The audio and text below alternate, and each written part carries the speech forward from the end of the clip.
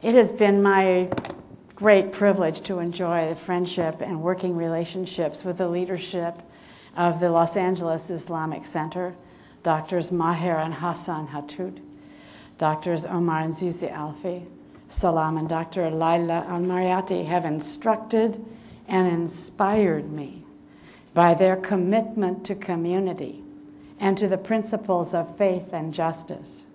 We share that same commitment. And because of that commitment, we have organized a new peace and justice ministry at All Saints Church, Sustainable World. And I am here to share our story and our aspirations with you. We seek to promote and support a socially responsible local and world economy that values life, Earth's resources, spiritual community through personal choices, education, and public action. Sustainable World Ministry began with a conversation between two people, longtime peace and justice activists, about a groundbreaking economic, social, and political analysis by David Korten, whose experience working with USAID and the Ford Foundation opened his eyes to the connection between growing world poverty, unfettered power of transnational corporations, and U.S. free trade policies, issues that had long troubled us as activists. We devoured his new book, When Corporations Rule the World. Soon there were book study groups forming, and after that a second Korten book was published, The Post-Corporate World. The enthusiasm and leadership that emerged from these core reading groups gave rise to the Positive Futures Gathering at All Saints Church last April. This 3-day conference brought 400 Southern Californians together to examine the nature of our suicide economy and to look for ways of transforming it for a sustainable future. David Korten gave us a prophetic call to challenge corporate rule and to work for an alternative partnership model based on cooperation and caring.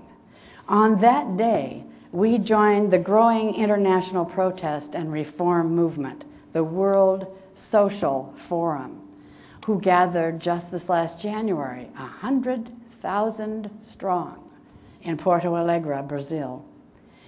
We are convinced, as are millions around the world, that people are not as enamored with materialism, consumerism, and greed as the mega corporations would have us believe.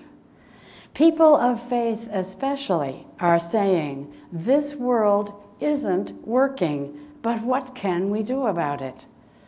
Many Americans are outraged at how too frequently big business takes advantage of people and the environment around the globe, but they assume they are alone or out of touch with the real world. Multinational businesses, which run most of our news media sources, would also like us to believe there is no alternative. Winners and losers are just the cost of the way we do business.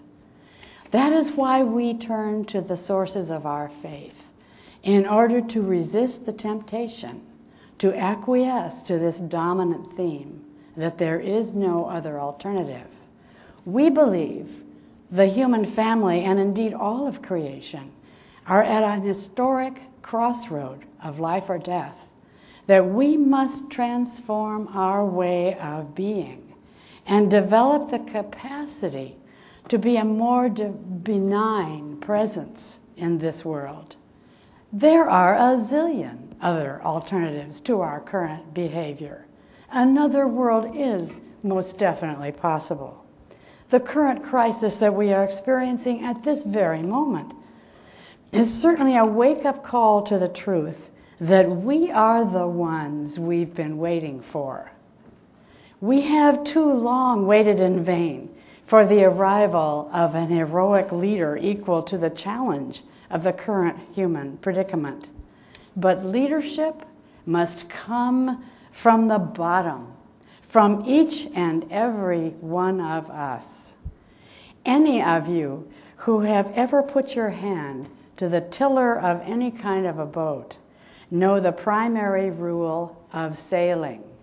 You are responsible for your own wake.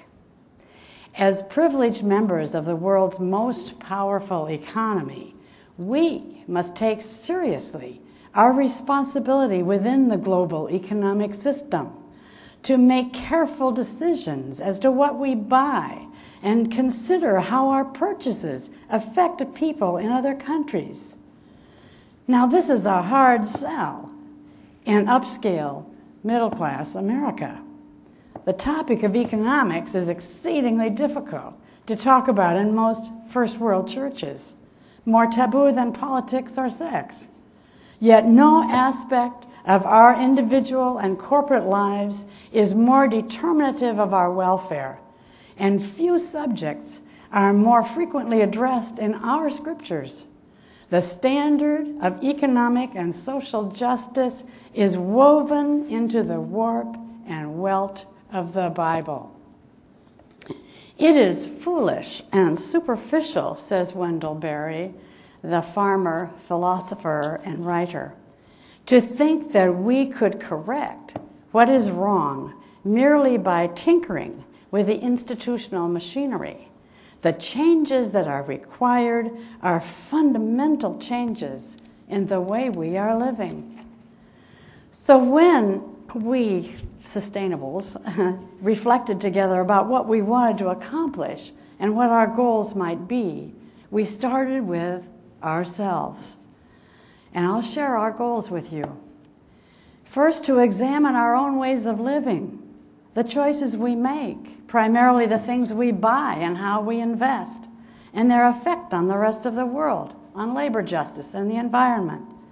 Second, to educate ourselves and our community in the religious and social imperatives for global economic justice by offering a variety of immersion education experiences in marginalized areas to see with our own eyes the effects of first world behavior and policies.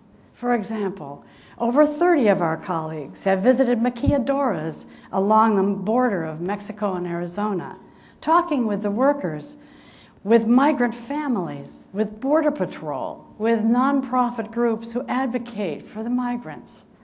Several of us have just returned from an immersion experience in Guatemala, where we worked on our third goal, which is to study the effects of the pending Free Trade Agreement, FTAA, and the unrestrained power of transnational corporations in the U.S. policies, to study the effects on democracy, on human rights, on indigenous survival, economic equity, labor justice, war and peace, and the stewardship of creation.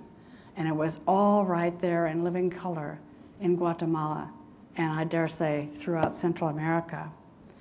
One of our own members has traveled to Porto Alegre to join the 100,000 at the World Social Forum last January. Our fourth goal is to support the Living Wage campaign and sweatshop reform right here in Los Angeles. Fifth, we advocate for regional, local economies and we support locally community-based business. We support maximizing local control of resources, especially food security, and minimizing absentee ownership, which is much of our critique and opposition to the expansion of NAFTA to South and Central America. Sixth, we promote fair trade, the sale of fair trade products that provide workers with a living wage. Fair trade is the International Living Wage campaign. Finally, we partner and network with local and national organizations, joining the international movement advocating a people-centered and living economy.